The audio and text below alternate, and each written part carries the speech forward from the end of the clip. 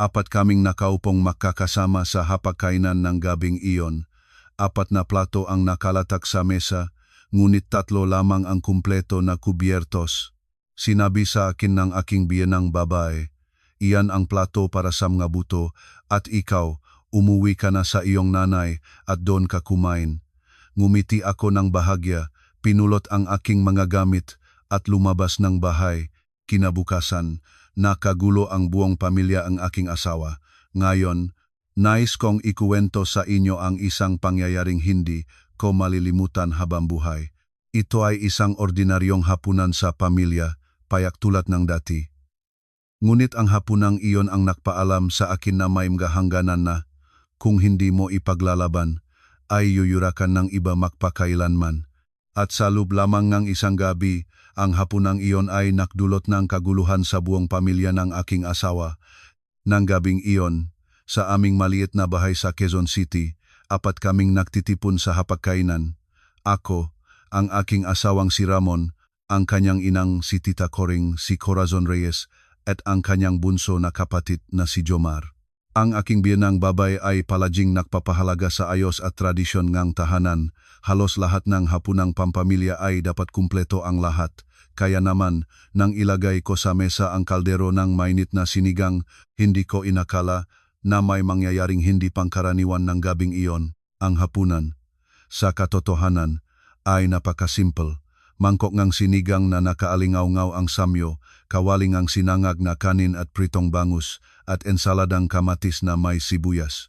4 na plato na ang nakalagay sa kani-kanilang lugar. Sa unang tingin, lahat ay normal, ngunit nang itula ko ang aking upuan upang umupo, natigilan ang aking mamata sa gitnang ng mesa. 3 kubyertos lamang ang naroon. Muling tiningnan ang mesa, nag-iisip na nagkamali lang ako, ngunit hindi 3 nga. Inakala ko na nakalimutan lang aking biyenan at halos tumayo na upang kumuhang isa pa. Ngunit pagkatapos ng aking bahagyang pag-angat, nagsalita si Tita Coring. Huwag na. Ang kanyang tinig ay malamig at matalas na anupat natigilan ako. Lumingon ako sa kanya, hindi nakakaunawa sa nangyayari, at tahimik siyang itinutok ang kanyang tingin sa plato sa harapan ko. Iyan ay plato para sa mabuto.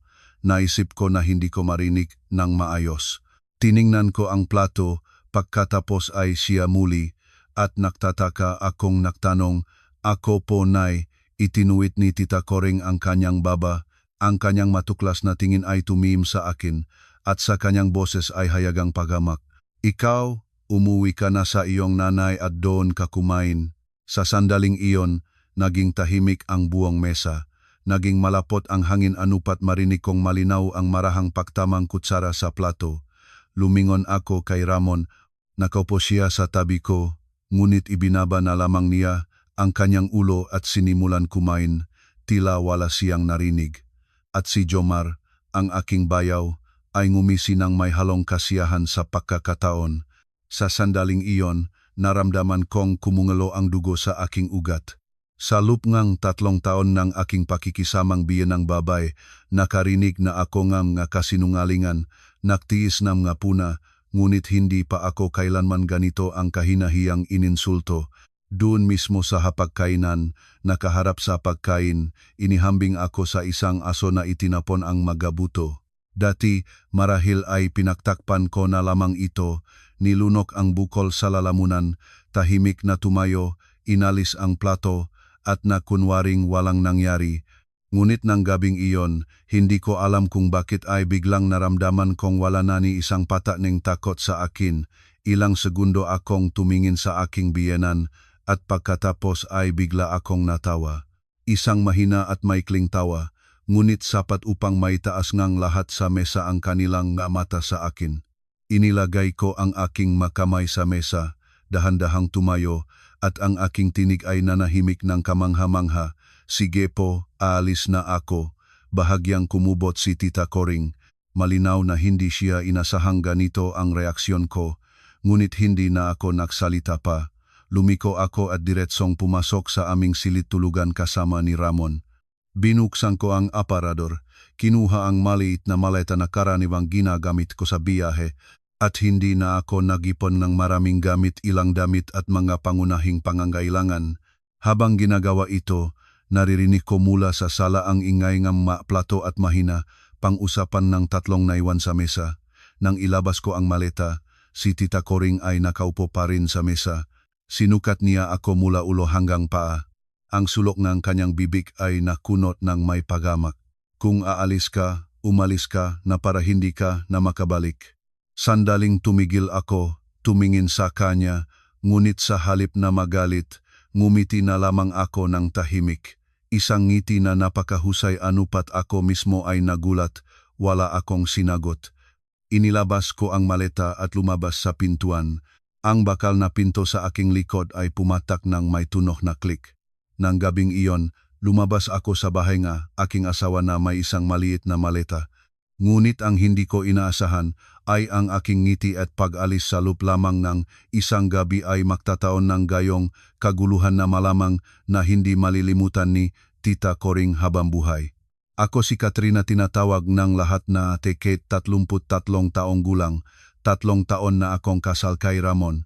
Sa matang iba, maaring isiping masaya ang aking buhay.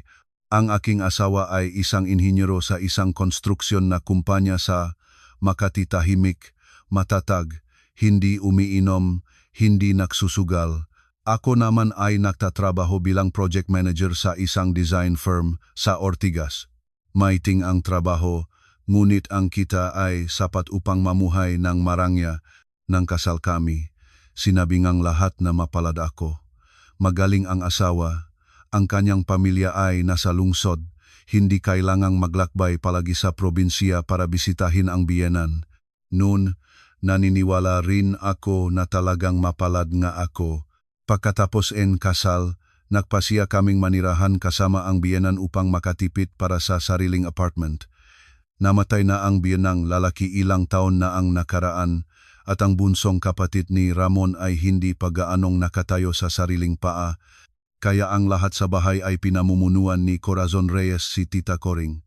Nang unang araw ng paglipat ko sa kanila, sinabi ko sa sarili ko na ang pamumuhay ng magkasama ay laging mahirap. Kailangan maging mapagbigay, mataktika, at sa bandang huli ay mayos na ang lahat. Hindi ako sa uring nahahanap ng away, lalo ng away sa pamilya. Para sa akin, isang tahimik na hapunan ay mas mahalaga kaysa pagkapanalo sa isang pagtatalo. Kaya sa simula, halos lahat ay pinagbigyan ko. Sinubukan kong palamigin ang mga hindi pagkakaunawaan upang mapanatili ang kapayapaan sa tahanan. Si Tita Coring ay hindi sa uringang sumisiga buong maghapon, ngunit mayroon siyang katangiang kahawig ng isang taong palautos, isang sukdulang takot sa kahihiyan. Nabuhay siya ng palaging nakatingin sa opinyon ng iba. Natatandaan niya kung sino ang suot ng ano sa palengke. Napapansin niya ang bawat bagong gamit ng kapitbahay.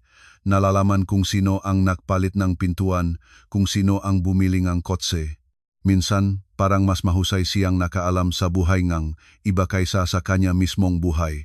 Madalas kong napapansin kung paano maaring magbago ang kanyang mood dahil sa isang simpleng pansin ng isang estranyo.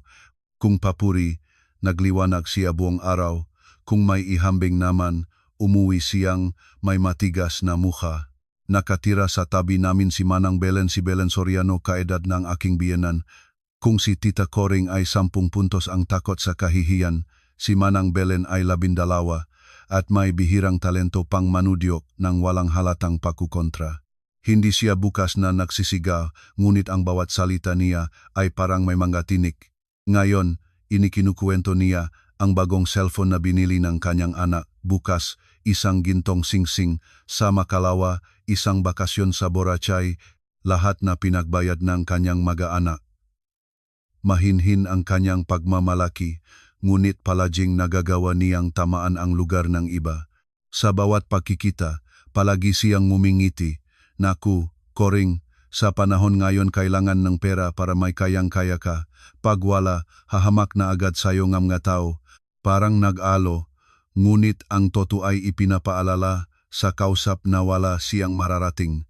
Kinamumuhian ni Tita Coring si Manang Belen, ngunit kaakaibang kaakaiba, habang lalo siyang hindi nagugustuhan, lalo siyang minamasdan.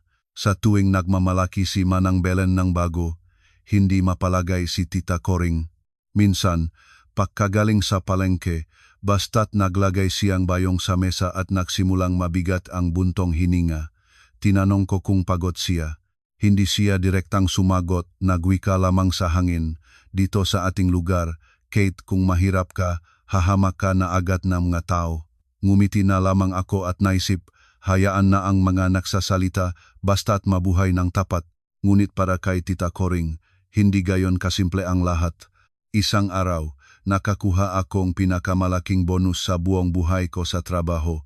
Pagkatapos ng ilang buwang nagdaan sa mga blueprint, meeting sa kliyente, at walang katapusang konsultasyon, binigyan ako ng aking kumpanya ng espesyal na reward.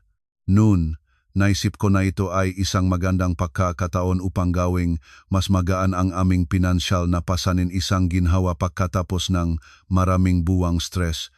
Totoong naniniwala ako na dumating ang pera sa tamang oras, isang gantimpala para sa mga walang tulog na gabi at tanghalian habang nagtatakbo. Ngunit hindi ko inakala na ang halagang ito na iningatan ko bilang isang maliit na pag-asa ay magiging dahilan upang tingnan ako ang aking biyenan sa ibang paraan at magiging simula ang katapusan mapayapang buhay namin sa pamilya. 3 linggo bago ang hapunang iyon, ang aking kumpanya ay nakakuha ng malaking kontrata sa isang dayuhang kasosyo. Ito ang proyektong kasama ko halos 3 buwan na tutulog kasama ang mga plano, nagpupuyat sa mga meeting hanggang hating gabi, inulit ang mapinakamalit na detalyeng daang-daang beses dahil sa kapritso ng kliyente. Mayroon araw na umalis ako sa trabaho ng walang tao na sa kalsada at dumating sa bahay para maligo at bumagsak sa kama. Kinabukasan, muli ang lahat. Sa araw ng pagbubunyag ng resulta, inaasahan ko na sa pinakamabuti ay papurihan lamang ako sa harapan ng buong departamento. Ngunit sa pagtatapos ng meeting, bigla akong tinawag ng direktor at inanunsyo na dahil sa aking pagiging maingat, hindi lamang napirmahan ng kasosyo ang kontrata kundi nag-alok pa sila ang susunod, mas malaking kontrata. Ibinigay sa akin ang sobre na may bonus. Sinasabi sa buong departamento na ito ay isang nararapat na gantimpala para sa nagabay sa koponan sa pinakamaikting na bahagi. Nang kunin ko ang sobre at makita ang halagang 10,000 piso, tumaas ang tibok ng aking puso. Naramdaman ko ng sabay ang kagalakan at malaking ginhawa. Hindi dahil sobrang gusto ko inije pera, kundi dahil along ko na dumating ito sa tamang oras. Maari nitong tulungan kaming bayaran ang bahagi ngaming utang sa bangko, ang aming housing loan at mabawasan ang pressure na diniramdam naming buwan-buwan. Nang gabi na iyon, sa daan pauwi, pumunta ako sa supermarket at bumili ng nga sangkap para sa masarap na hapunan. Pakiramdam ko ay gaan ang dibdib, parang nahulog na ang isang mabigat na bato. Nag-isip ako na magsasabi kay Ramon ng gabing iyon at magkakasama naming ikukuwento kung paano gagastusin ito. Malamang ngumiti siyang kanyang bihirang tapat na ngiti at sasabihin, napagod ka ng husto ngayon, karapat-dapat ka at para sa akin, sapat na ang mga salitang iyon upang masaya. Nang gabing iyon, pagkatapos ng hapunan, nakaupo kami ni Ramon sa mesa at hindi ko mapigilang ibahagi ang aking kagalakan ng tahimik. Ramon, nagbigayng bonus sa akin kanina sa trabaho 10,000. Itinuan ni Ramon na nakatingin sa kanyang telepono ang kanyang mata sa akin. Halos sasabihin ko na ang malaking bahagi ay ibibigay sa pagbabayad ng utang nang lumabas si Tita Coring mula sa sala. Hindi ko alam kung kailan pa siya nakinig, ngunit ang kanyang mata ay nagningning. Yaong kinangangan na nagliliwanag sa matang isang tao nang marinig nila ang eksaktong gusto nilang marinig. Lumapit siya sa aming mesa at direkta siyang nagtanong, totoong 10,000 ang bonus mo? Tumango ako, walang dahilan upang itago ito. Hindi pa ako nakasasabi kung saan ko plano gamitin ang pera nang umupo na siya at nagsalitang mas mabilis kaysa dati. Naku, maganda yan. Gusto ko ngang bumili ng gintong kuwintas. 8 o 9,000 siguro ang halaga mayroon akong nakita sa Green Hills. Naisip ko na nagbibiro siya at tahimik na natawa. Hindi ko inakala na seryoso siya, ngunit hindi ngumiti si Tita Coring. Tumingin siya sa akin ng direkta, may ganap na walang kilos na mukha, parang nagsasalita siyang ang isang bagay na natural. Ang isang mabuting manugang ay nagpapakitang respeto sa kanyang biyenang babay. Hindi ba ganun? Nagulat ako. Tumingin ako kay Ramon, umaasa na magsasalita siyang kahit ano tulad ng, "Nay, nagbibiro ka ba? O hayaan ninyo kaming magdesisyon." Ngunit si Ramon ay tahimik, inilihis ang kanyang tingin. Kailangan ko mismong sagutin siya ng malambot. "Nay, may housing loan pa naman tayo, plus mga bayarin sa kuryente at tubig, pati na rin iba pang gastusin." Hindi pa ako natatapos magsalita nang maging madilim ang mukha ni Tita Coring. Umupo siya ng tuwid at ang kanyang tinig ay naging mapanudyo. "Hintayin na lang ang utang. Buong buhay ba ay para lang sa utang? Ang mukha ko naman, wala ba akong karapatang pagugulan?" Sa narinig ko, naintindihan ko na malubha na ang kalagayan. Sinubukan ko pa ring magsalita ng mahinahon. "Hindi ito ang usapin. Pinlano na namin ang halagang ito. Gusto naming mabayaran ng mas maaga ang utang para mas magaan." Bahagyang ngumiwi si Tita Coring at sa ngiwi na iyon ay may kalamigan na dumaan sa aking likod. "Anong plano-plano? Planuhin niyo pagkatapos. Kailangan kong mayos na kwintas para hindi mapahiya sa mga tao. 9,000 lang, para kang tinatanggalan ng lahat ng kayamanan." Nanahimik ako, hindi pa rin naniniwala sa nangyayari. Para sa akin, ang 10,000 piso ay pawis, mga walang tulok na gabi, pagkakataon na makalabas sa pinansyal na kahirapan. Ngunit sa mata ng aking biyenan, pera lamang ito na agad-agad na gastusin sa alahas para may pagmalaki sa mga kapitbahay. Lumingon ako kay Ramon. Sa pagkakataon na ito ay direkta siyang tinitignan sa mata. "Ramon, magsalita ka naman." Kumubot siya at nagmikha. Kung sinabing nanay, malamang may dahilan siya. Sa isang pariralang iyon ay natamaan ako. Hindi niya sinabi na dapat ko itong ibigay, ngunit hindi rin siya tumayo sa aking panig. Ang kalahating posisyon na iyon ay nasugatan ng higit pa sa isang direktang utos. Si Tita Coring, nakikitang hindi tumututol ang anak, ay sumulong pa. "Ang bonus mo ay swerte ng aming tahanan. Huwag kang mag-isip na dahil kumita kang kaunti, ikaw na ang magdedesisyon sa lahat. Bilang manugang, dapat mong malaman ang iyong lugar." Naupo ako at naramdamang unti-unting namamatay ang aking kasiyahan. Ilang minuto lang ang nakaraan. Nag-isip akong ito ay isang magandang araw, ngunit ngayon ang sobre na iyon ay parang naging mabigat na bakal. Kung noon si Tita Coring ay nakmumungkahi lamang, noong sumunod na araw na dumating si Manang Belen ay naging utos na ang lahat. Nang araw na iyon, nakauwi ako ng mas maaga kaysa dati nag-brown out sa opisina. Pagpasok ko sa sala, narinig ko ang tunog na pagtawa ni Manang Belen. Nakita ko siya at si Tita Coring na makasamang nakaupo, ngunit ang mata ng Manang Belen ay kumikislap. Sa kanyang makamay ay isang maliit na velvet na kahon na hawak niya na parang isang kayamanan. Nakita niya akong pumasok at sadyang lumalakas ang kanyang boses. Coring, ayaw ko sana pero pinilitan akong anak ko." Sabi niya, "Nanay, babae ka na may edad, dapat may nakasuot kang matibay. Baka isipin ng mga tao hindi ka inaalagaan ng mga anak mo." Sa mga salitang iyon, dahan-dahan niyang binuksan ang kahon. Sa loob ay isang gintong garnitura kwintas at hikaw na kumikislap na anupat hindi makaalis ang mata ang aking biyenan dito. Sinuot ni Manang Belen ang kwintas at nag-ikot-ikot sa harapan ni Tita Coring nang may pinaka-inosenteng tingin. "Kumukuha ba sa akin? Sinabi nga anak ko, kung bibili na ng maayos." Pinagalitan ko pa si Janek Sayador. Sa salita ay pinagalitan niya ang anak, ngunit sa paraan ng kanyang paghahaplos sa alahas at ang mapagmataas niyang tingin ay nagpapakita na ipinapakita niya ang kanyang trofeo. Si Tita Coring ay umuupo sa tabi niya, humihikbi at dumadampi sa ginto na may ekspresyon ng pagtataka at nakatagong inggit. Nais ko sanang lumipat sa kusina, ngunit pinigilan ako ni Manang Belen. "Oh Kate, natandaan kita ang manugang ni Coring. Halika, tignan mo, kagandahang katulad nito ay bihirang makita. Napilitan akong lumapit at nagpanggap ngang magalang na ngiti. Sinukat niya ako mula ulo hanggang paa at nagtanong sa malambot ngunit may halong pagtatawa na boses. Naririnig ko, Kate, malaki ang bonus mo sa trabaho ngayon. Hindi pa ako nakasagot nang agad na nagsalita si Tita Coring sa halip ko na may pagmamalaki na halong ng pagkukuwenta na naging malamig ang aking dibdib. Oh, 10,000 ang naibigay sa kanya. Pagkarinig nito, itinuwit ni Manang Belen ang kanyang makilay. Nagliwanag ang kanyang mga mata parang nahuli niya ang swerte sa dulo. Natawa siya. Naku, maganda yan.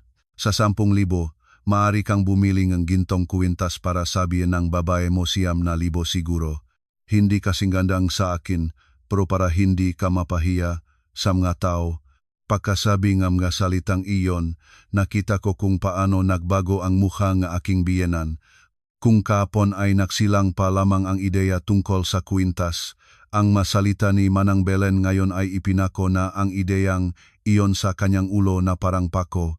Nakatayo ako sa gitnang sala na may pakiramdam na pinasok ako sa isang palabas na naplanong maaga. Isang nagmamalaki, isang nagseselos, at ako ay isang naglalakad na pitaka. Tahimik akong sumagot, sinusubukang itago ang aking inis. Ang perang iyon, Manang Belen, ay para sa iba pang mapangangailangan ng pamilya. Humagilap si Manang Belen at lumingon kay Tita Coring. Ganun na nga talaga ang kabataan ngayon praktikal. Huwag kang mag-alala. Coring, ilang beses mong sabihin, maintindihan din nila. Sinabi niya ang kabataan, ngunit ang tono niya ay malinaw na naglalagdag ng gasolina sa pagmamalaking sarili ng aking biyenan. Pagkatapos lumabas si Manang Belen, ang silid ay tila puno pa rin ng amoy ng kanyang pabango at isang masamang pakiramdam ng kompetisyon. Si Tita Coring ay tahimik sa ilang segundo, pagkatapos ay biglang lumingon sa akin. Sa kanyang mamata ay wala na ang dati niyang humihinging tono. Ito ay ang tingin ng isang taong tinamaan sa pinakamasakit na bahagi. Direkta siyang nagsalita, walang ikutan pa kailangan mong bilhin sa akin ang kwintas gamit ang iyong bonus. Inaasahan ko na muling magbubukas ang usapang ito, ngunit sa ganitong ultimatibo na paraan, naramdaman ko ang bukol sa aking lalamunan. Sinubukan ko pa ring magsalita ng mahinahon. Nay, sinabi ko na ang perang iyon ay para sa pamilya. May housing loan tayo, iba pang gastusin. Sinusubukan naming mabayaran ng mas maaga ang utang para mas magaan. Hindi ko pa natapos magsalita nang sumabog si Tita Coring. Anong pamilya? Ako ba ay hindi pamilya? Nakatira ka sa bahay na ito bilang manugang at ni minsan ay hindi mo naisip ang iyong biyenang babae. Nagpipigil, ngunit kumukulo ang loob. Iniisip ko kayo, pero gumastos ng 9,000 para sa kwintas para lang hindi mapahiya, sa iba hindi ko kaya. Sa parinig ng salitang hindi kaya, namula ang mukha ni Tita Coring. Nagyabang ka dahil kumita kang kaunting pera, at ngayon ay tinuturuan mo na ang iyong biyenang babae. Sinasabi ko sa iyo, sa bahay na ito hindi ikaw ang magdedesisyon kung ano ang maari at hindi maari. Mula noon, ang usapin sa kwintas ay naging obsesyon. Binanggit ni Tita Coring ito sa bawat pagkakataon. Pagdating ng mga kapitbahay, pahiwatik-pahiwatik siya.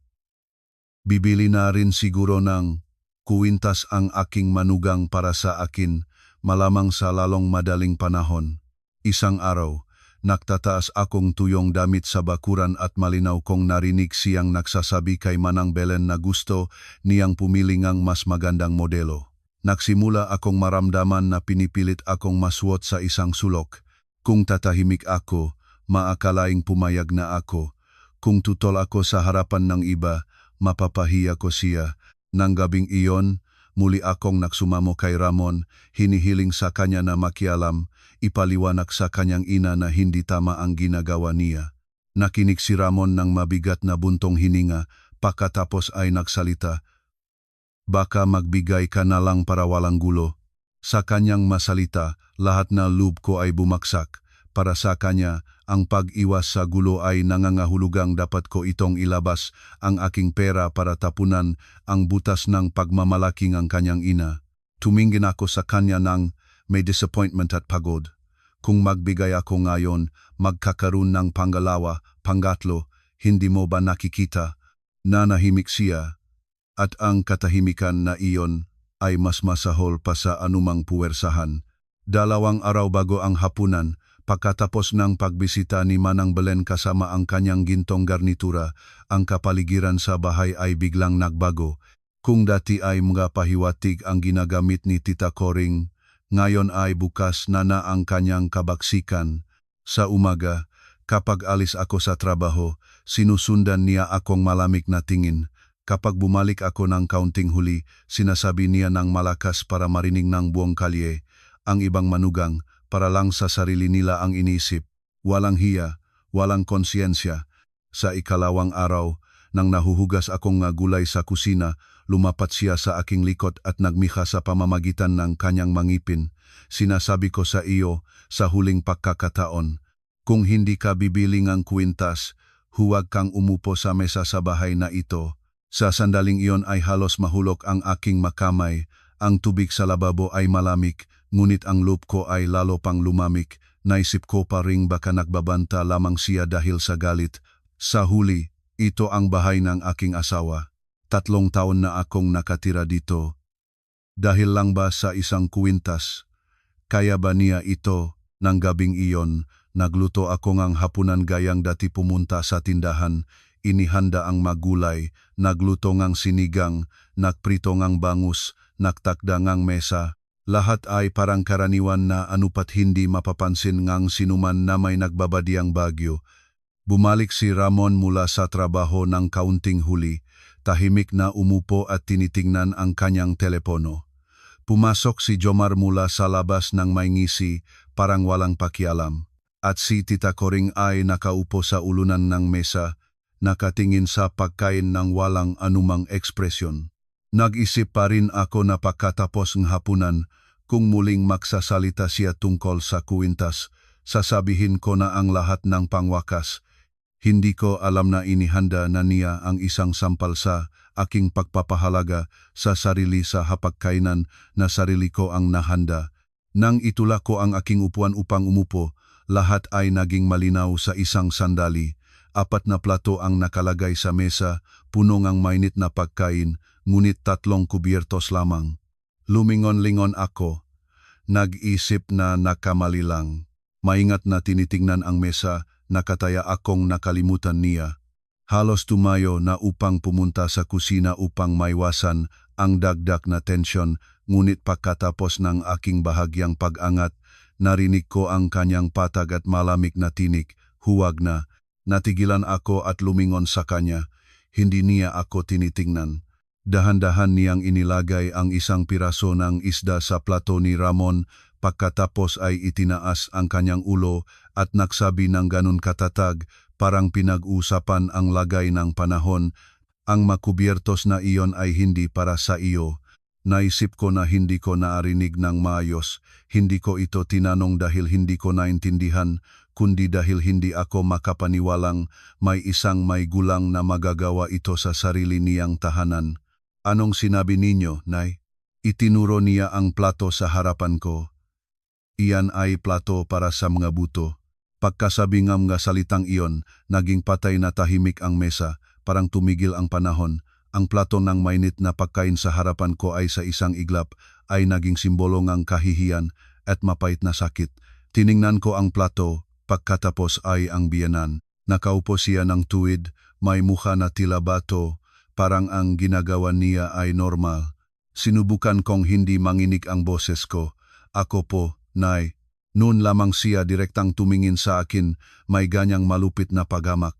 Ikaw, umuwi ka na sa iyong nanay, at doon ka kumain. Hindi ko matandaan kung paano ako huminga sa sandaling iyon. Parang binuhusan akong isang timbang ng malamig na tubig. Sa loob ng 3 taon ng aking pakikisamang biyen ng babay, pinaliitin, inihambing, tinamaan ng napuna, ngunit hindi pa ako kailanman ganito ang kahinahiyang ininsulto. Lumingon ako kay Ramon, nakaupo siya sa tabi ko, kung nagsalita siya kahit na isang salita, marahil ay hindi sana ako nakaramdam ng ganyang kalungkutan, ngunit nanahimik siya. Ibinaba na lamang niya ang kanyang ulo at nakatingin sa kanyang plato, parang walang nangyayari. Ang katahimikan na iyon ang pinakamasakit na suntok. Ipinaalam nito sa akin na ang lalaking pinakasalan ko ay hindi lamang walang kakayahang ipagtanggol ako, kundi payagan pa ang pag-insulto sa akin sa harap ng kanyang mata. Tungkol kay Jomar, hindi na kailangang banggitin. Ngumiti siya, isang ngiting ang isang taong nasasabik sa palabas.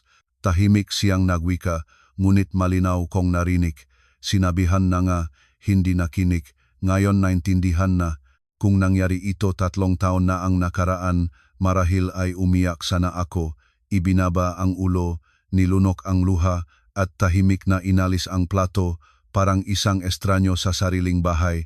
Ngunit sa ilang kadahilanan ng gabing iyon, ang kahihiyan sa akin ay hindi naging luha, naging malamig, kakaibang katahimikan.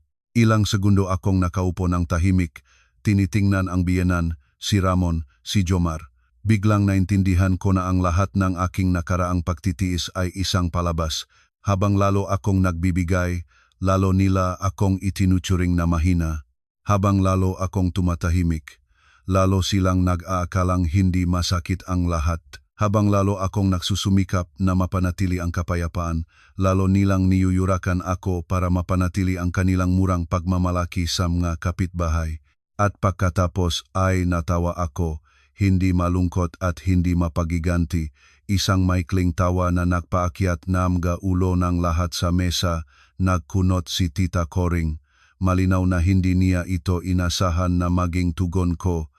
Dahan-dahan kong inilagay ang aking makamay sa mesa, inilayo ang upuan at tumayo. Ang aking puso ay kumukutop, ngunit ang aking boses ay kahanga-hangang mahinahon. Sige po, aalis na ako. 3 salita lamang, ngunit ang silid ay tila lumubog sa katahimikan. Huminto ang ngisi si Jomar. Itinaas ni Ramon ang kanyang ulo ng may nababagabag na ekspresyon, at si Tita Coring ay nagtaas ng kilay ng may hamon. Kung alis ka, huwag kang bumabalik. Hindi ako sumagot. Lumiko ako at pumasok sa silid tulugan. Hindi nanginginig ang aking makamay nang binuksan ko ang aparador.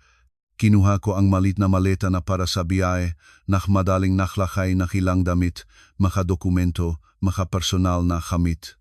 Hindi ako nagdala ng marami, dahil sa sandaling iyon ay naunawaan ko, umaalis ako hindi dahil wala akong matirahan, kundi dahil ang aking dignidad ay nainsulto ng anupat hindi, na ako makakanatili doon kahit 1 minuto pa. Nang inilabas ko ang maleta, walang sinuman sa mesa ang nakakaing pa rin. Si Tita Coring ay nakaupo, nakatitig sa akin, may mapanhamak na ngisi sa kanyang mga labi. Kung tatapang-tapangan ka, umalis ka na para hindi ka na makabalik. Sandaling tumigil ako. Marami akong masasabi. Maari kong ilista ang lahat ng nagawa ko para sa bahay na ito. Itanong kung anong karapatang meron siya na palayasin ako, sisihin si Ramon sa kanyang kaduwagan. Ngunit sa huli, tiningnan ko lamang siya at muli akong tahimik na ngumiti. Isang ngiting nakapakapat na anupat ako mismo ay nagulat. Hinila ko ang maleta patungo sa pintuan. Ang bakal na pinto sa aking likod ay pumatak ng may tunok na klik. Lumabas ako sa madilim na hagdan na may malamig na mga kamay, ngunit may malinaw na isip. Nang gabing iyon, umalis ako sa bahay nga, aking asawa nang hindi umiikot. At nang gabing iyon, malinaw kong naunawaan ang isang bagay. May mga lugar na, kung natitira ka, ang matao ay nag-isip na natatakot kang umalis. Nang gabing iyon, diretsyo akong pumunta sa bahay ng aking ina Nanay Norma sa Chaluotian. Ang aking lumang silid ay ganoon pa rin. Isang kahoy na kama sa tabing ang bintana, mauting kurtina na nilabhan ni nanay at naamoy ngang sariwang himpapawid. Lahat ay napakapamilyar anupat pagpasok ko. Nagsimulang mangasim ang aking mamata. Nakita ni nanay ang maleta sa aking mga kamay at nagulat, ngunit hindi siya nagbahangam nga tanong. Tahimik na pinatnubayan niya ako papasok ng bahay, naglagay ng mainit na tsaa sa harapan ko at mahinahon na nagsalita. Anuman ang nangyari, palitan natin hanggang bukas, gabi na. Ang katotohanang hindi naktanong si nanay ang nakpahina sa akin ng higit pa. Naupo ako sa dulong kama, ang aking makamay ay malamig pa rin, at sa aking isip ay inikot ang malarawan ng plato para sa mga buto at ang malupit na mga salitang biyenan. Naisip ko na matagal akong iyak na hindi makakatulog dahil sa sakit, ngunit kahanga-hanga pagkatapos ngang unang pagkabigla, ay nararamdaman ko ang isang kakaibang kagaanan sa aking puso. Kagaanan, parang ang lubid na 3 taon na humigpit sa aking dibdib ay sa wakas ay naputol na. Hindi na ako kailangang umupo at magtiis ng kahihiyan. Hindi na ako kailangang makunwaring isang mabuting manugang sa kanilang mga mata. Nahiga ako sa kama at nakatingin sa kisame. Nakarinig ako ngang asong umaalulong sa bakuran, ng hangin na nagngangalay sa mga dahon ng mga puno. Si nanay ay ilang beses na tahimik, na nakdaan sa koridor malamang siya rin ay hindi makatulog, nag-aalala para sa akin. Minsan ay nagpipigil akong idilat ang mga mata, sinusubukang makatulog, ngunit agad nalilitaw sa aking isip ang mga salitang ang biyenan, malinaw na parang tinaga sa aking utak. Umuwi ka na sa iyong nanay at doon ka kumain. Sa tuwing naalaala ko ito, kumukuyom ang aking dibdib, ngunit sinasabi ko sa sarili ko, tapos na, umalis na ako. Sa gabing ito, walang pipilitin sa akin na tahimik na magtiis ng kahihiyan. Maalas 7 nga umaga, ang aking telepono ay nagsimulang walang humpay na vibrate. Sa una, naisip ko na mula sa trabaho ito, ngunit nang kunin ko ang telepono, natigilan. Mahigit 20 missed calls lahat mula kay Ramon. Ilang segundo akong nakatingin sa screen, sabay na naramdaman ang inis at malamig na pakawalang interes. Kaninang gabi, nang ininsulto ako sa harapan niya, na nahimik siya tulad ng isang estatwa. Ngunit pakaraan ng isang gabi, gayon na siyang desperadong sinusubukang makausap ako. Hayaan ko munang tumunog ang telepono ng ilang beses pa bago ko sagutin. Pagkakonekto, narinig ko ang kanyang unusually mabilis na boses na wala na ni bahid ng kahapon niyang pagkawalang interes. Kate, bumalik ka agad. May nangyari dito. Naupo ako sa kama, ngunit ang aking tinig ay nanatiling malamig. Ano ang nangyari? Gusto na namang bumiling ang kwintas ng iyong nanay. Sa kabilang dulong ang linya, ilang segundo ang katahimikan. Maisip ko ang mukha ni Ramon sa sandaling iyon, malamang napahiya at nawa. Pagkatapos, ay nagsalita siya ng mas mahina. Hindi, nanay, nawala ang pera niya. Kumubot ako, hawak ng mahigpit ang telepono. Anong pera? Ang tanong ay halos instinktibong lumabas. Ayon sa aking nalalaman, ang aking biyenan ay walang malalaking ipon, maliban sa maliit na ipon at pera para sa kabuhayan na ibinibigay ni Ramon sa kanya. Mabigat siyang nagbuntong hininga. Sa kanyang pahinga ay maririnig ang pangamba, ang pera na hiniram niya sa mga kamag-anak para ilaga sa isang negosyo kasama si Manang Belen. Ilang segundo akong napatigagal, may kumikiliti sa aking mga tainga. Ang pangalan na iyon lamang ni Manang Belen ay nagbigay sa aking ng masamang kutop. Kahapon, pinalayas ako sa hapagkainan dahil sa kanya ay pinahusay ang usapan sa kwintas. Ngayon, kasali siya sa pagkawala ng pera ng aking biyenan. Nagtanong ako ng pinilit, hindi na kayang panatilihin ang katahimikan. Anong negosyo? Saan nanggaling ang pera ng iyong nanay? Sa kabilang dulong linya, nagsalita si Ramon ng mabilis, parang natatakot na ibaba ko ang telepono. Sinabi ni Manang Belen na mayroon siyang kakilala na nagdadala ng mga alahas mula sa abroad sa napakaabot kayang presyo. Kailangan lang mag-invest ng pera at sa loob ng 3 buwan ay dodoblehin ang kita. Naniwala si nanay. Kinuha niya ang lahat ng aming ipon at hiniram pa sa mga kamag-anak para mailaga kasama niya. Malamig akong natawa, ngunit ang tawang iyon ay mas matalas pa sa galit at naniwala ang iyong nanay. Kahapon ay nangangarap siyang kwintas para matulad sa kanya, at ngayon ay nagtiwala siya sa kanya para ilaga ang pera sa alahas. Si Ramon ay walang masagot. Nagmikha lamang siya. Sinabi ni nanay na nag-invest din si Manang Belen ng sarili niyang pera, kaya sigurado siya. Ngunit ngayong umaga pumunta si nanay, sa kanila ang pintuan ay nakasusi. at hindi sumasagot ang telepono. Tahimik akong nakaupo, mabigat ang tibok ng puso ko, labas na ang liwanag, ngunit kumukupat ang loob ko sa bawat salita niya. Nag-isip ako na ang pagmamalaki ng aking biyenan ay mayroon darating na kahihinatnan, ngunit hindi ko inaasahan na ganito kabilis at ganyang kalupit.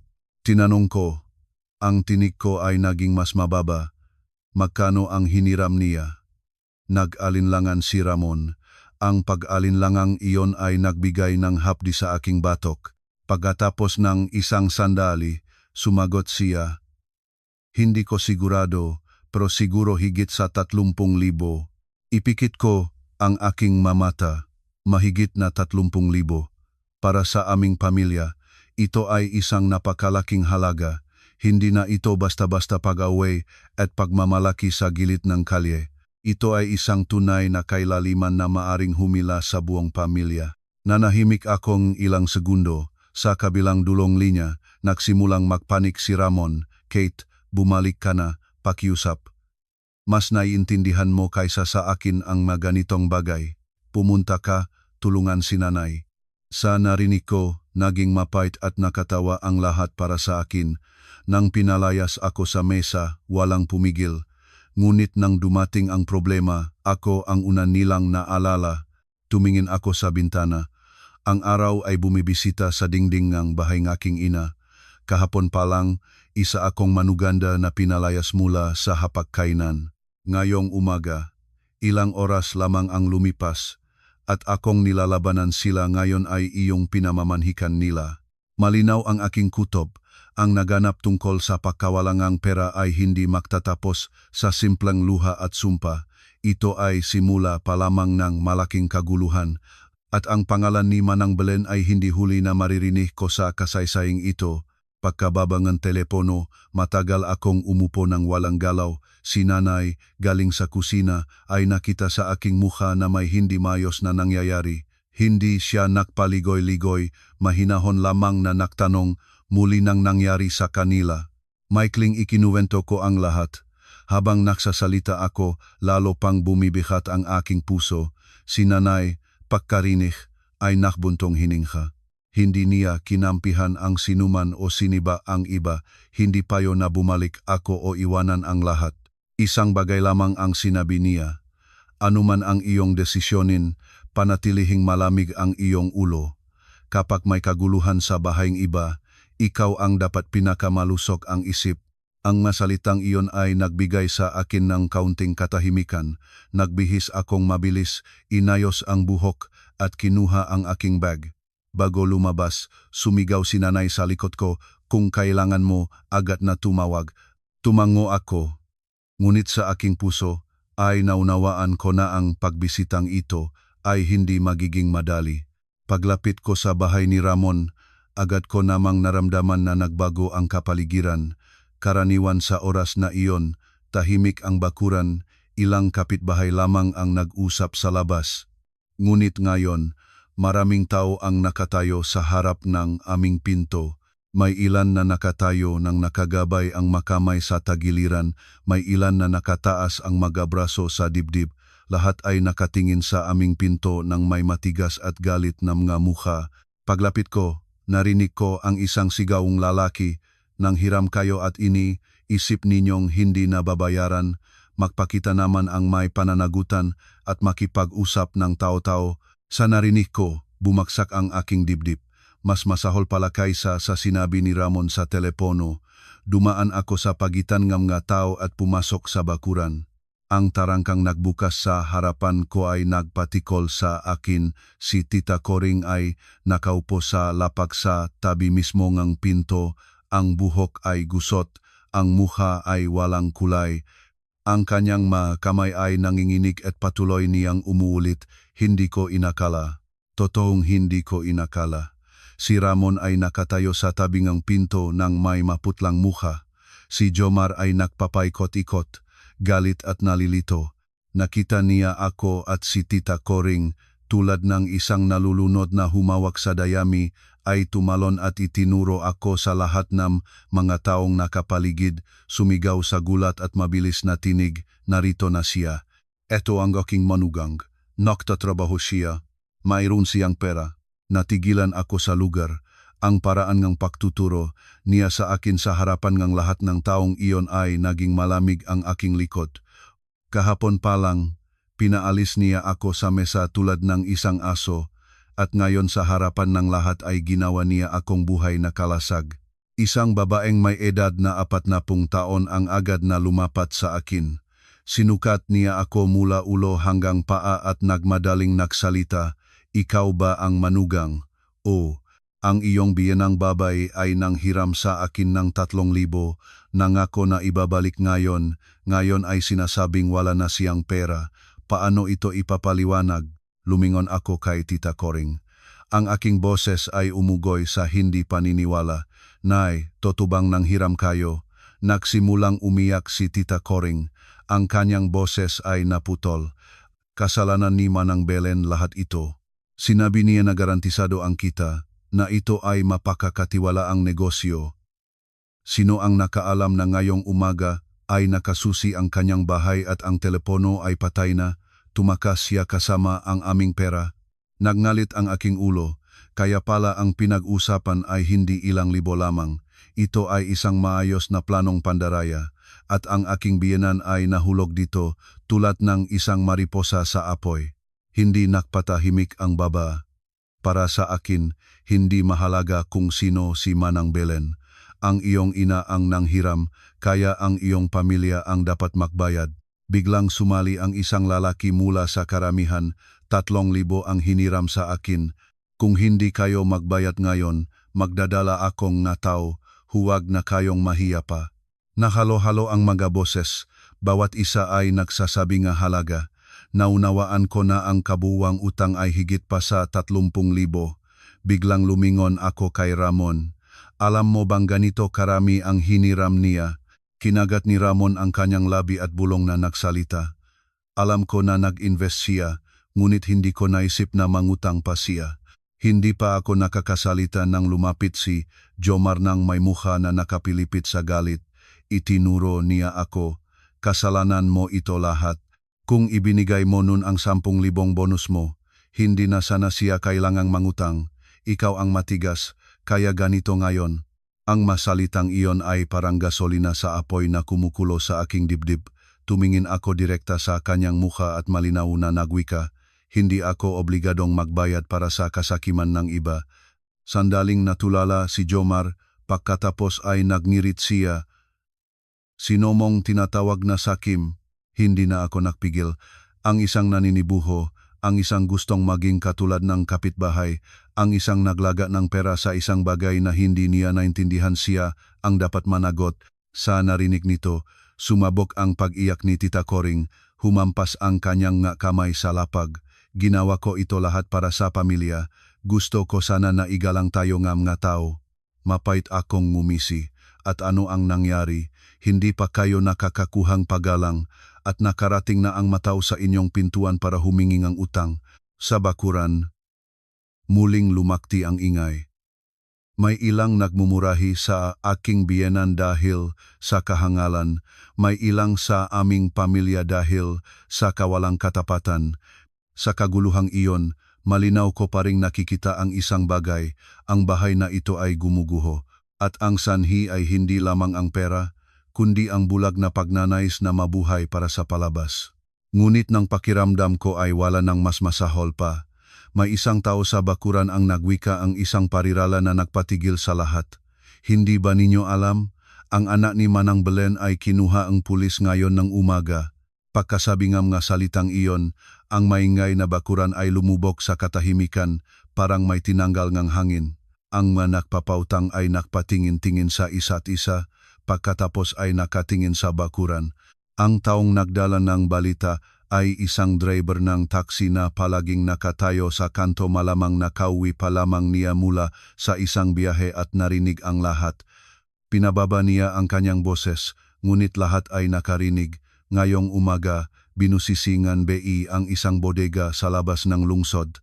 Sinasabing ang anak ni Manang Belen ay kasangkot sa smuggling. Dinakip siya sa lugar mismo. Ang buong bakuran ay natigilan. Biglang itinaas ni Tita Coring na nakaupo sa lapag ang kanyang ulo. Ang kanyang mata ay lumaki sa takot. Tumingin si Ramon sa akin. Pagkatapos sa karamihan, walang kulay ang kanyang mukha. Nakatayo si Jomar nang nakabuka ang bibig. Lahat ng kanyang kabantugan ay nawala. Nagsimulang magbulungan ang manakpapautang. Ay, unga, kung pulis na ang kasangkot, wala na tayong matanggap bulong ng isa. Pakinggan ninyo, ang inyong problema sa pulis ay inyong problema. Ang utang ay ninyo ang nakuha, kayo ang dapat magbayad. Ang sabi naman ng isa pa na lalo pang sumunog. Ngunit sa kabila ng kanilang mga salita, ang balitang ito ay parang kidlat. Naunawaan ko na ang pandaraya na kinasangkutan ng aking biyenan ay hindi lamang isang hangal na pagkakamali.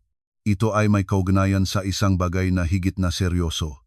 Pagkatapos ngang kaunting ingay pang nga nagpapautang na natanto na walang makukuha sa sandaling iyon, nag-alis-alis sila, nag-iwan ng nga banta at pangako na babalik. Pagkatapos ang huli sa kanila, ang mabigat na kapaligiran sa bahay ay lalo pang lumalim. Pagkaalis ng mga estranyo, tumalon si Tita Coring mula sa lapag. Ang kanyang mukha ay pula, ang buhok ay gusot, ang mamata ay punong luha at galit. At ang una niyang ginawa ay hindi tanungin ang mga anak kung ano ang gagawin o umiyak sa nawala nilang pera. Biglang lumingon siya sa akin at itinutok ang daliri sa aking mukha. Nakikita mo, kasalanan mo, lahat ito. Ang masalitang iyon ay lumakas ng napakabilis at nagalit. Parang matagal na niyang pinanghahawakan ang sisi na iyon at naghihintay lang makakataon upang ilabas ito. Tahimik akong tumingin sa kanyang ilang segundo, sabay na naramdaman ang pagkamapait at pagtawa. Kahapon pa lang, pinalayas niya ako sa mesa tulad ng aso at ngayon, nang dumating ang kapahamakan, ang unang naramdaman ko ay siya ang nais gunawin ng kanyang galit. Bahagyang ngumisi ako at dahan-dahang tinanong, kasalanan ko dahil hindi ako bumili ng kwintas para sa inyo. Sa narinig nito, parang sumabog si Tita Coring. Humampas siya ng makas sa mesa, ang kanyang boses ay naputol. O, kung ibinigay mo ang pera, hindi na ako kailangang mangutang. Kung mabuting manugang ka, hindi ko maasahan ang mga estranyo. Kasalanan mo ito. Tumingin ako sa kanya at sa pagkakataon na ito ay hindi na ako pinipili ang mga salita. Pagkatapos ng lahat ng nangyari, naunawaan ko na ang kahinahunan ay walang silbi na. Kung hindi kayo naghabol kay Manang Belen, kung hindi kayo nabuhay sa murang pagnanais na maging katulad ng iba, hindi kayo nakakapahamak ng ganito. Sa aking mga salita, naging patay na tahimik ang bahay. Nagmadali si Ramon na makialam. Tigil na kayo. Kailangan nating pag-isipan kung ano ang gagawin. Ngunit hindi pa siya natatapos magsalita nang humarap si Tita Coring sa kanya. Anong gagawin? Manugang niya ito. Siya ang dapat mag-ayos. Nasaan ang kanyang bonus? Nagtatrabaho siya naman diba? Matumal akong natawa. Ang aking bonus ay ang aking pera, hindi kabayaran para sa inyong pagmamalaki.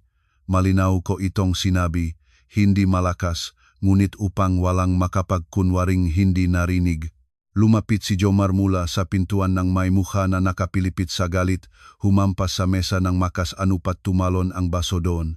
Paano kang nagsasalita sa aking ina? Lumingon ako sa kanya. Dati, lagi ko itong sinusubukang iwasan ang away, iniisip siyang bata pa at hangal. Ngunit ngayon, lahat ay iba na. Wala kang karapatang itaas ang boses mo sa akin.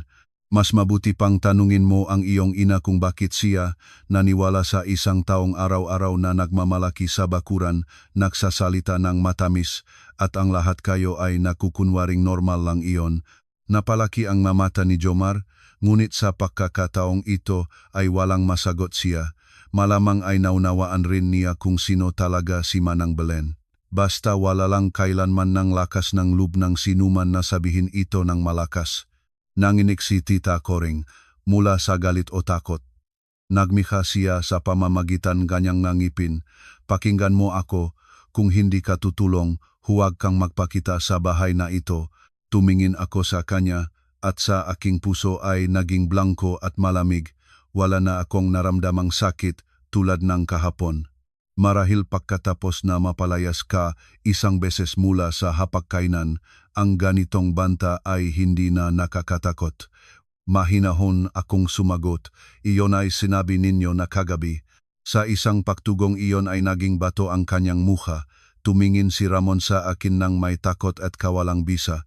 Marahil hindi niya inasahan na ang 3 taon, aking pagtitiis ay maaring maging ganyang nakakakilig na tono. Hindi na ako naghintay pa. Lumiko ako para umalis. Naunawaan ko na ang aking presensya, ngayon ay lalong nagpapalala ng kaguluhan. Ngunit sa sandaling humakbang na ako patungo sa pinto, malakas na tumunok ang telepono sa bulsa ni Jomar. Mainit-init siyang kinuha ito, tiningnan ang screen at sumagot. Pagkaraan ng ilang segundo, ang kanyang mukha ay biglang nagbago.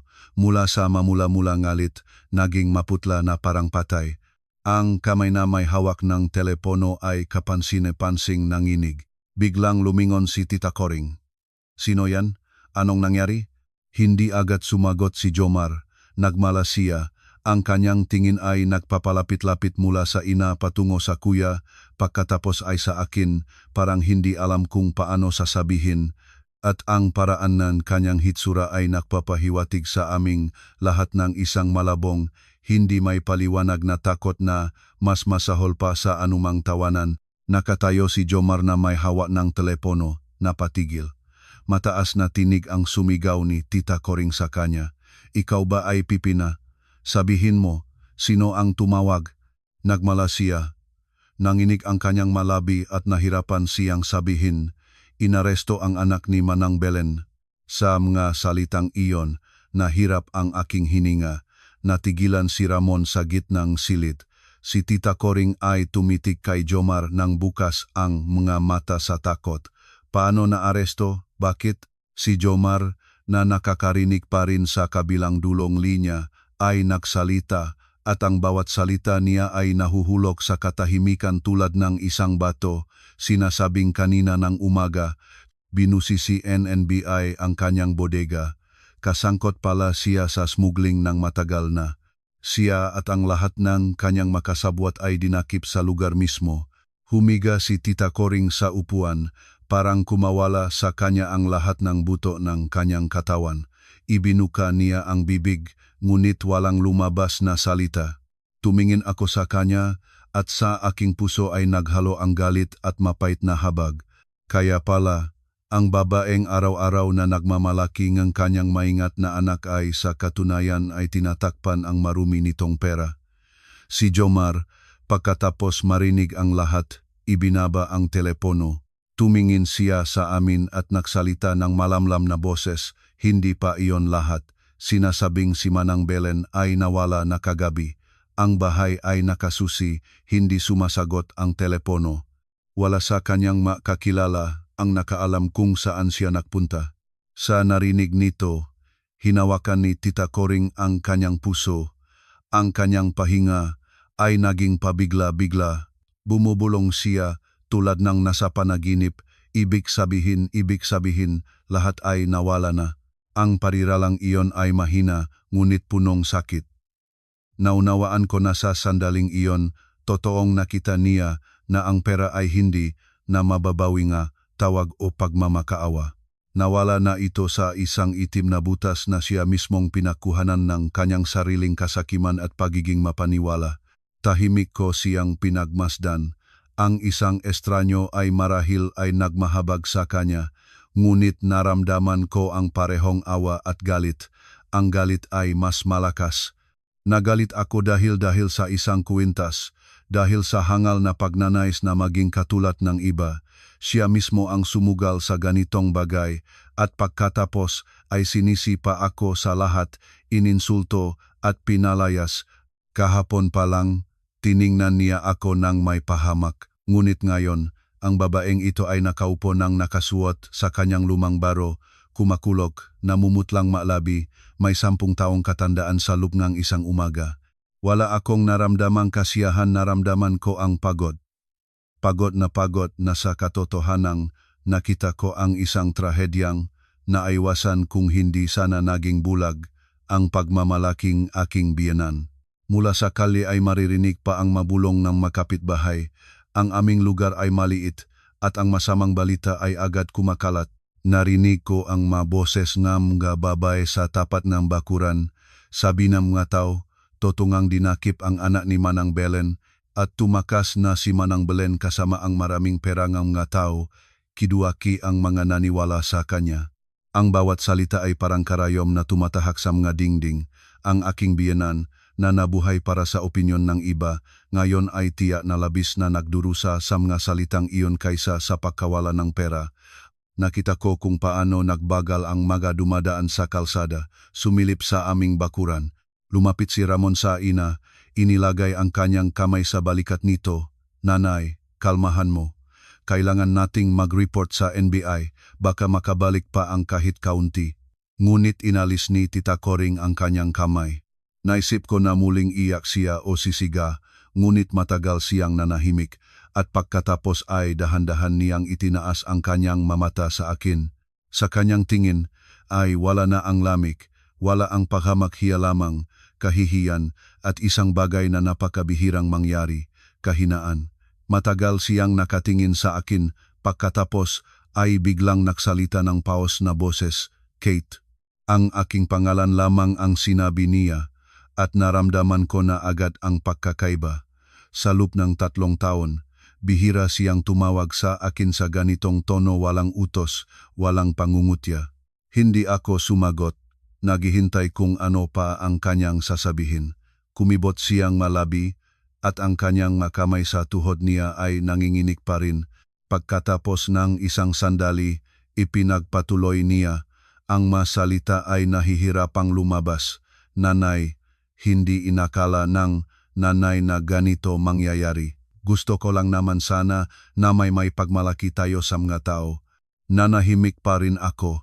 Ang mga salitang iyon ay hindi sapat para burahin ang lahat. Ngunit naunawaan ko na para sa isang taong nabuhay sa kanyang sariling pagmamalaki habang buhay, ang pagsasabing ganitong bagay ay isang napakalaking hakbang na. Si Jomar, nakatayo sa tabi, ay nagtataka mula sa ina patungo sa akin, parang hindi rin siya naniniwala na ganito kaya mahina ang kanyang ina. Si Ramon naman ay napatigil, marahil ay naunawaan na may isang bagay na permanenteng nagbago sa bahay na ito. Sa labas, nagbubulong pa rin ang mga kapitbahay.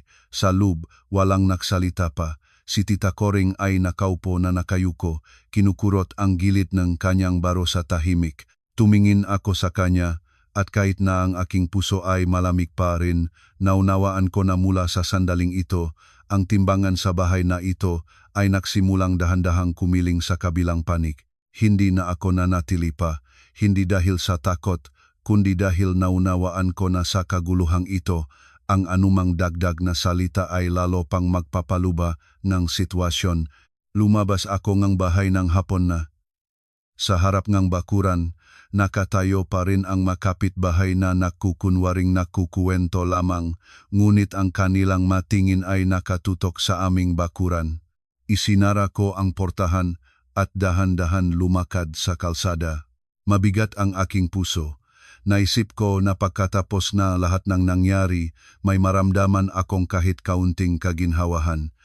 Ngunit ang nararamdaman ko lamang ay pagod na pagod sa pagiging saksi ng isang pamilya na sila mismo ang nahumukay ng kanilang sariling hukay dahil sa hangal na kompetisyon, at pagkatapos niyang mahulog sa ilalim, pinaktatakpan ang isa at isa.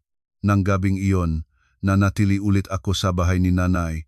Nagluto siyang aking paboritong sabaw-sabaw na mais na natandaan ko nung bata pa ako. Kumain akong ilang kutsara nang tumunok ang aking telepono. Si Tita Coring ang tumatawag. Tinitignan ko ang kanyang pangalan sa screen, sabay na naramdaman ang pag-iingat at pagtataka. Hindi siya kailanman tumawag sa akin ng basta-basta, at pagkatapos ang lahat ng nangyari, lalong hindi ko inaasahan na gagawa siyang unang hakbang. Nang tumunog ito sa 3 beses, sinagot ko na. Sa kabilang dulong linya, ilang segundo ang katahimikan, pagkatapos ay lumakas ang kanyang boses mababa at mahina. Kate, maaari ka bang pumunta? Kailangan nating mag-usap. Natigilan ako hindi sa mga salita mismo, kundi sa paraan ng kanyang pagtawag sa akin. Sa loob ng 3 taon, tinawag niya akong ikaw at siya, ngunit bihirang-bihira ang payak na Kate. Hindi ako agad sumagot. Nagpatuloy siya, parang natatakot na ibaba ko ang telepono. Alam ko na hindi ito tamang oras para tumawag, ngunit gusto kitang makita, makipag-usap lang. Tumingin ako kay nanay. Itinaas niya ang mga mata sa akin, pagkatapos ay ibinaba muli ng walang pakikialam. Malalim akong huminga at maiksi na sumagot, pupunta ako. Nang bumalik ako sa bahay ni Ramon, madilim na ang lahat. Sa bahay na karaniwan ay may ilaw at tuktok na TV, naging tahimik. Si Ramon at si Jomar ay wala, malamang sa labas. Pumasok ako sa sala at nakita si Tita Coring. Nag-isa siyang nakaupo sa sofa sa kanyang lumang baro sa bahay. Ang buhok ay bahagyang nakatali sa likod. Hindi na siya nakaupo ng may tuwid na likod at itinuwid na baba. Nakita niya akong pumasok at sinubukang tumayo, ngunit agad na muling umupo, parang wala na siyang lakas. Tumigil ako sa kaunting distansya. Tumingin siya sa akin at nahirapan na nagsalita, patawarin mo ako sa nakaraang gabi. Nanahimik ako, naghihintay kung ano pa ang kanyang sasabihin. Ang mapahingi ng tawad ay lubang nahuli na, ngunit gusto ko itong marinig. Gusto kong maunawaan kung totoong inisip ng babaeng dating nakikita ako bilang kaaway kung ano ang nagawa niya. Ibinaba niya ang ulo, ang kanyang madaliri ay nagpapaikot-ikot ng kaba. Pagkatapos ng isang sandali, nagpatuloy siya, pilit na kinukuha ang masalita. Hindi ako inakala na ganito mangyayari. Gusto ko lamang na kapag may bagay kaming may pagmalaki, hindi kami hahalain ng matao. Matatawa ka siguro sa akin, ngunit minsan, dahil sa isang salitang iba, hindi na ako makatulog ng gabi.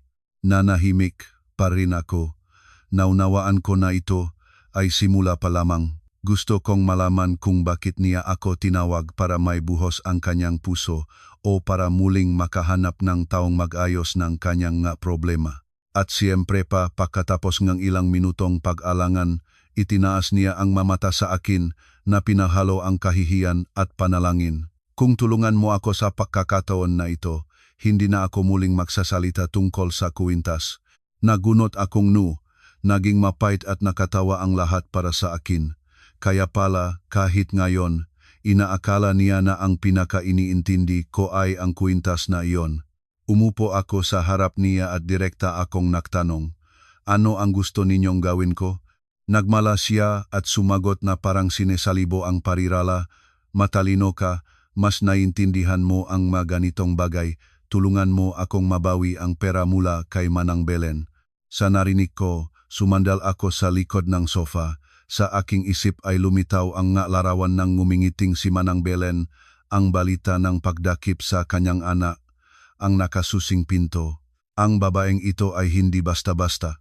Ang isang taong nagawa niyang ganyan kagaling na laruin ang kasakiman ng aking biyenan at mandayan ng napakaraming tao ay hindi sa mga madaling kausap.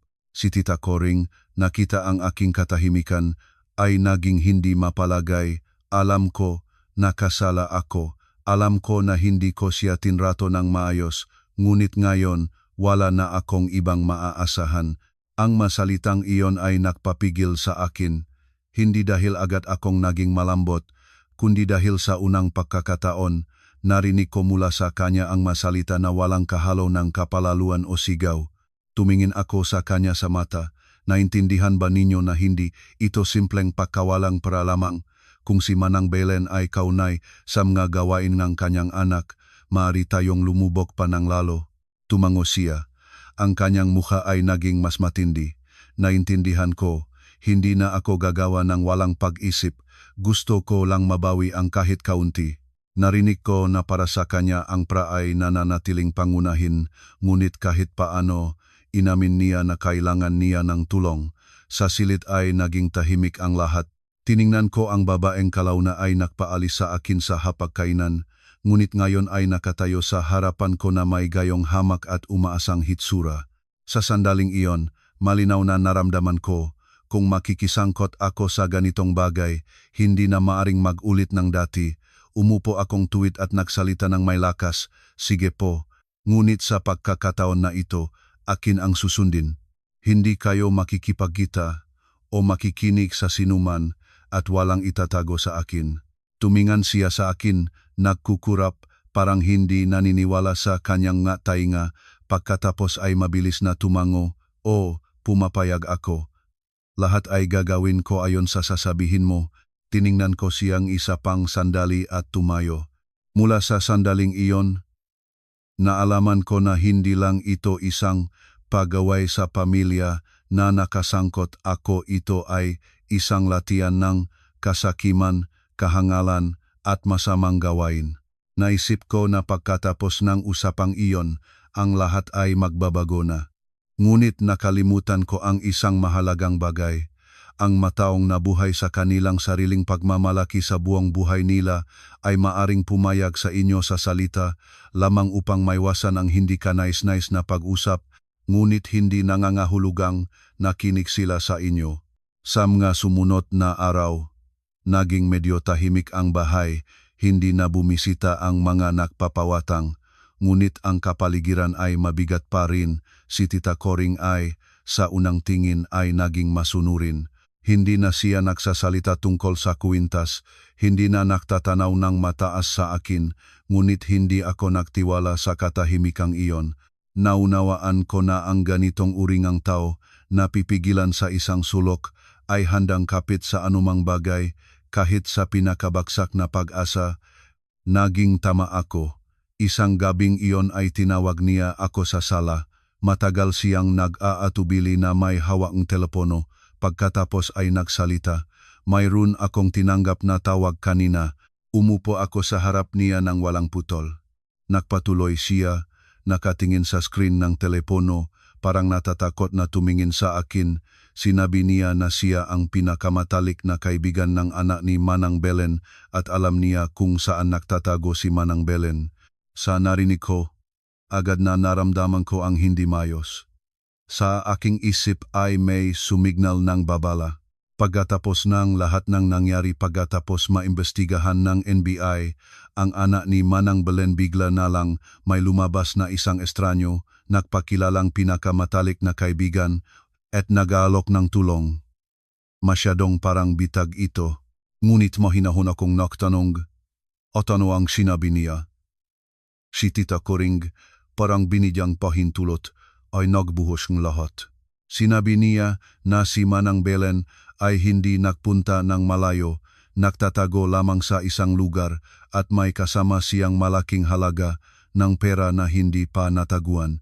Kung gusto naming mabawi ang pera, kailangan lang makipagkita at pag-usapan kung paano ito gawin. Habang nakikinig ako, lalo akong lumalamig sa loob. Ang salitang mabawi ang pera mula sa bibig ng isang estranyo ay parang huwad. Nagtanong ako, mayroon siyang ebidensya.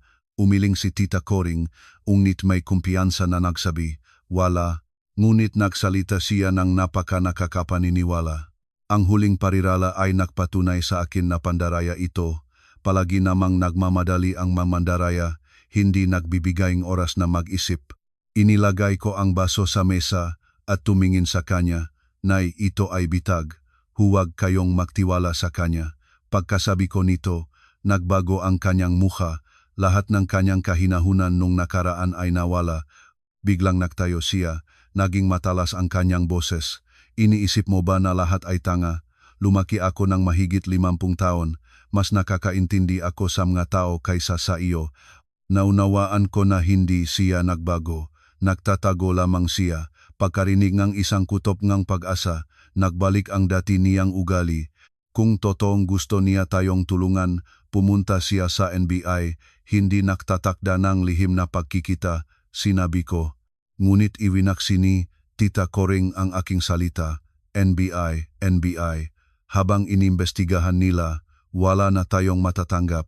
Sinabi niya, kailangan lang makipagkita at makinig. Tiningnan ko siya, naramdaman ang walang ganong galit. Ang taong kaluula ay nawalan ng malaking halaga dahil sa kanyang pagiging mapaniwala ay naniniwala pa rin na siya ay mas matalino kaysa sa iba. Itinulak ko ang aking upuan at nagsalita ng may tibay. Pakinggan ninyo ako. Huwag kayong pumunta sa pakikitang iyon. Kung tumawag siya muli, sabihin ninyo sa akin at i-report ko sa NBI. Kung pupunta kayo ng mag-isa, hindi lang para ang nanganganib. Marahil ay tinamaan ng aking masalita ang kanyang takot dahil hindi na siya nakipagtalo. Tahimik siyang umupo, kinukurot ang gilid ng kanyang baro. Sa huli ay nang awa siyang nagwika, "Sige, hindi na ako pupunta, masaya ka na." Ang sagot na ito ay hindi nagpapakali sa akin. Muli ko siyang pinanabikan na agad siyang makipag-ugnayan sa akin kung tatawag ulit ang taong iyon. Nagmurumur siya ng sagot at pumasok sa kanyang silid. Nang gabing iyon ay nanatili na ako sa kanila. May isang bagay na hindi ako mawari at ang aking kutob ay hindi nagkamali. Sa kalagitnaan ng gabi, pumunta ako sa kusina para kumuhang tubig at nakita ang sinak ng liwanag sa ilalim ng pinto.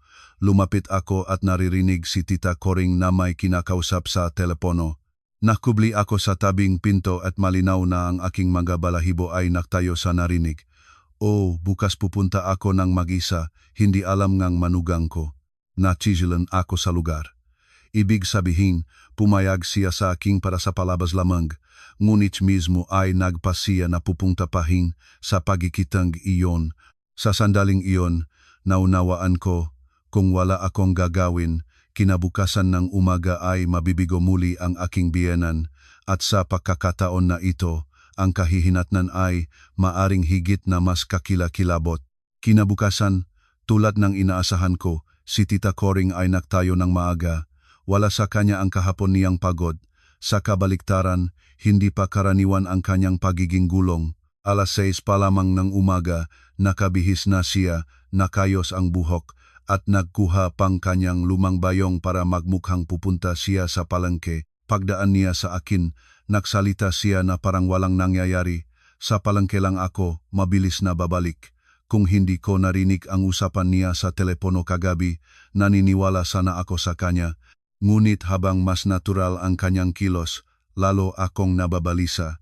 Tumango ako, nakukunwaring wala akong nalalaman, ngunit mayroon na akong plano. Pagkaalis niya, agad akong tumawag sa aking lumang kakilalang si Anton na nagtatrabaho sa NBI sa Economic and Financial Crimes Division. Mabilis at malinaw kong ikinuwento ang sitwasyon. Sa kabilang dulong linya, nanahimik sandali, pagkatapos ay nagtanong, "Alam mo ba ang lugar at oras ng pagkikita?" Sa kabutihang palad, kagabi, ay nakita ko kung paano isinulat ni Tita Coring ang address sa isang maliit na papel. Mabilis kong binasa ang pangalan ng isang malilit na kafe sa Cubao at ang oras nga pagkikita. Maiksi na sumagot si Anton. "Sumunod ka sa kanya, ngunit huwag kang mahalata. Ipadala mo sa akin ang eksaktong lokasyon, magpapadala akong nga tauhan." Pagkababang telepono, naramdaman ko ang pagtibok na aking puso. Nagbihis ako ng mabilis na may madilim na diaket at lumabas na kasunod niya. Nakita ko si Tita Coring na naglalakad ng mabilis sa harap, hindi katulad ng isang taong pupunta sa palengke. Nagpanatili akong distansya, ang lugar ng pagkikita. Isang maliit na cafe sa tabi nga Araneta Center. Pumasok ako ilang minuto pagkatapos niya at umupo sa likod ng isang malaking poster ng halaman. Mula doon, nakita ko ang lahat. Kinababalahang tumingin-tingin si Tita Coring. Pagkatapos ng 10 minuto, pumasok ang isang lalaki na may suot na sombrero na nakatakip sa mata. Lumapit siya sa mesa ni Tita Coring. Hindi ko marinig ang kanilang pinag-usapan, ngunit nakita ko kung paano niya tahimik at matiyagang ipinagpaliwanag ang isang bagay. Pagkatapos ng ilang oras, lumalakas ang kanyang tinig at narinig ko, "Para mabawi ang pera, kailangan mo nang magbayad." Umupo ng tuwid si Tita Coring. "Magkano?" "Walang." Kurap na sumagot ang lalaki. 3,000. Sa loob ko ay bumagsak ang lahat. 3,000. Ang halagang iyon ay hindi nagkataon. Ito ay sanggunian sa aking bonus na napakagustong-gusto niya.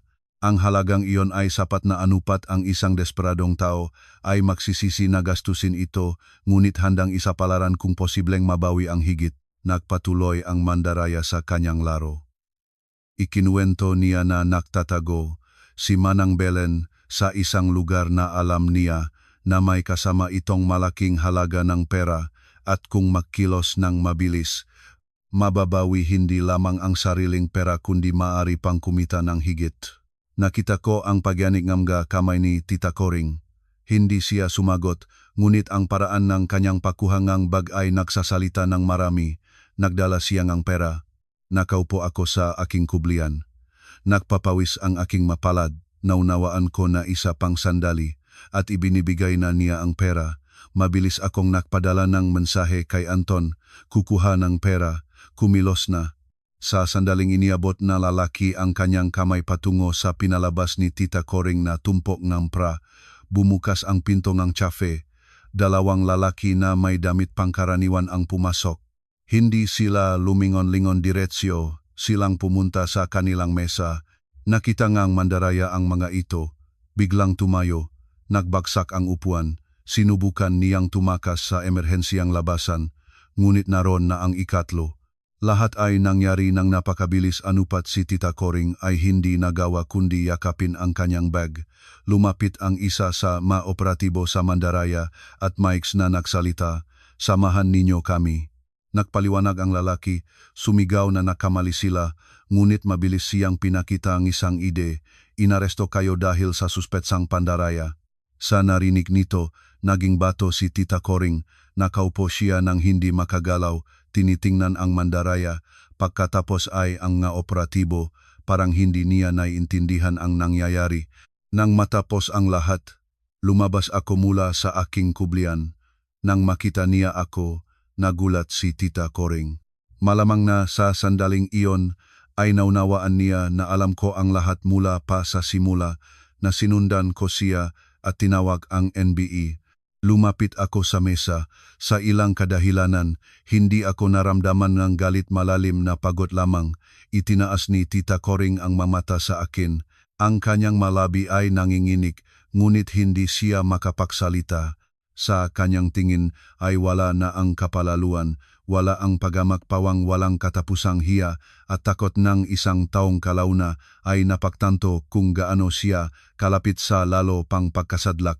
Nagmala siya at pagkatapos ng isang sandali ay bumubulong. Kung sana ay hindi ko siya pinatapos. Sinagot ko sa kanya, "Kung hindi ko kayo sinundan ngayon, nawalan na kayo ulit ng pera." Mabilis na tumango siya, parang ngayon pa lamang niya naunawaan ng lubusan kung gaano siya kalapit sa kailaliman. Ang balitang pagdakip ng mandaraya ay mabilis na kumalat sa buong lugar. Nang bumalik kami sa bahay, nagbubulong na ang mga kapitbahay sa harap ng gate. Nakita ni Tita Coring ito at namutla. Mabilis na isinara ang pinto sa likod namin. Ang taong nabuhay para sa opinyon ng iba ay ngayon ay natatakot na humarap sa mga tao. Nang gabing iyon, lahat ay nasa bahay. Tahimik na tinawag niya ako, "Kate, makapag-upo ka ba?" Hindi siya tumingin sa akin. Pagkatapos ang mahabang katahimikan, nagsalita siya ng napakahinang berli ko narinig, "Kate, nakamali ako." Hindi ito isang pahingi ng tawad para sa hitsura.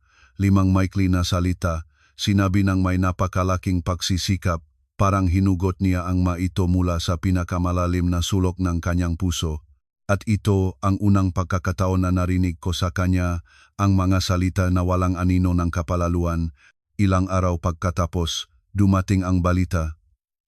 Nakuha si Manang Belen sa ibang lungsod. Nagawang NBI na mabawi ang bahaging pra. Hindi lahat, ngunit para sa aking biyenan, ito ay isang himala na, ngunit ang pinakamahalaga ay hindi ito. Ang pinakamahalaga ay kung paano siya nagbago. Tumigil na siyang magsalita tungkol sa kuwintas, tumigil na siyang makipagtsika sa mga kapitbahay. Minsan, nakikita ko siya na tahimik na nakaupo sa bakuran at may isang bagay na bago sa kanyang tingin, isang pag-isip-isip. Tila pinunit siyang bayo, ngunit sabay din nagbigay sa kanyang pagkakataong makita ang mundo sa ibang paraan. Isang gabing iyon, nakaupo ulit kaming lahat sa hapunan. isang karaniwan lamang sabaw, kanin, ensalada. Ngunit nang umupo ako sa mesa, isang sandali ay natimpi ang aking puso. 4 na plato ang nakalagay sa mesa at 4 na kumpleto na kubyertos. Hindi ko alam kung bakit nagagawa ngang ganitong maliit na bagay na ganoon ang epekto sa akin. Marahil ay labis kong naalala ang gabing iyon, ang plato para sa mga buto at ang malupit na mga salita. Habang tinitingnan ko ang makubyertos, dahan-dahan kinuha ni Tita Coring ang kutsara at inudlot sa aking plato ang isang piraso ng isda. Ang kanyang kilos ay alanganin, mahiyang, at pagkatapos ay mahinahon niyang nagsalita, hindi pa rin tumingin sa akin, "Kumain ka na, anak." 2 salita lamang, ngunit naging bukol sa aking lalamunan. Ang kanyang tinig ay iba na, walang utos, walang pangungutya, walang pakiusap, simpleng sinabi ng parang tao. Parang sa unang pagkakataon, nakita niya sa akin hindi isang walang boses na anino, kundi isang taong kasama niya sa hapagkainan. Ilang segundo akong nanahimik, nakatingin sa pagkain, sa mga kubyertos, naalaala ang gabing iyon nang umalis ako na may maleta. Kung hindi ko noon umalis, kung muli kong nilunok ang kahihiyan, walang sana nagbago. Patuloy siyang maniniwala na palagi siyang tama, na ang manugang ay dapat magtiis ngang lahat. Ngunit ang aking pagalis at ang kanyang sariling pagbaksak ay napilitan siyang tingnan ang sarili niya mula sa labas. At sa akin, nagbigay ito ng pagkakataon na muling tingnan ang aking kasal at ang aking lugar sa pamilyang ito. Naunawaan ko ang isang simpleng bagay. Minsan, nasasaktan ang matao hindi dahil sila ay masama, kundi dahil sanay na silang maging tama. At kapag nawala sa kanila ang isang mahalagang bagay, kapag nakita nilang tahimik na alis ang isang tao, nagsisimula silang unawain na ang ilang bagay, pagkatapon mo ng minsan, ay napakahirap na ibalik. Tiningnan ko ang aking plato. Ang singawng pagkain ay humihinga pa. Ang kamay ni Tita Coring sa mesa ay parang payat na kaysa dati. Si Ramon ay tahimik na kumakain sa tabi ko.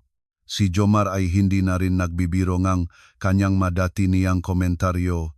Sa mesa ay naging tahimik, ngunit ito ay ibang uri ngang katahimikan, hindi ang nagbabadya, kundi ang mapayapa. Kinuha ko ang tinidor, kinuha ang pirasong isda na inudlot niya sa akin, at mahinahon na nagsalita, "Kumain na po kayo, nay malalalamig pa." Hindi sumagot si Tita Coring, tahimik na tumango at ibinaba ang ulo sa kanyang plato. At sa pinakaordinaryong sandaling iyon, naunawaan ko na ang tunay na pagbabago ay hindi nagsisimula sa malakas na pangako, kundi sa isang simpleng hapunan kung saan may sapat na plato at kubyertos para sa lahat, at kung saan ang mga salita na, kahit huli, ay sa wakas ay sinabi ng buong puso,